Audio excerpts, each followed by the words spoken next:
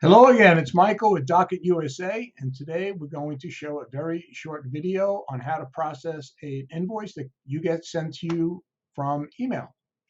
So on the left side of the screen, you can see we have a bunch of PDFs that were sent. I'm just going to double click on one of them to open that invoice up. You can see I have the invoice number already highlighted. What I'm going to do there is I'm going to right click on that. I'm going to copy that because I'm going to need that in a moment when I paste it into our invoice processor. And then I'm going to print that document directly into our invoice processor. Not on a piece of paper though. We're going to print it directly into our inbox. In a couple of seconds, we'll get a pop-up that says that document's been printed. Then we'll go back over to process that document inside of DocIt Invoice Processor.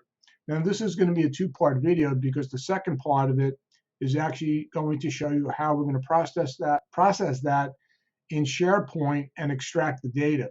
You notice that it popped up on the screen. There was a little print dialog box. And now we're going to index that document. You can see here's the document that we just printed. In this case, we're going to use our simple drop-down list, TD Synnex. The month came in was October. The doc type was an invoice.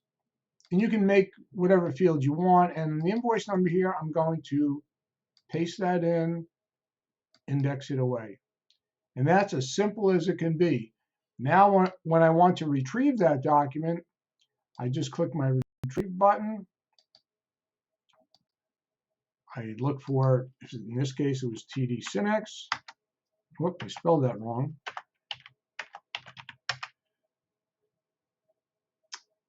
Here's the invoice. Whoop, wrong one. It was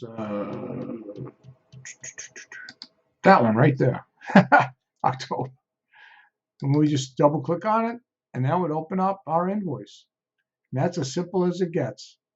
Thanks. Look out for our part 2 video, which is even going to be much better.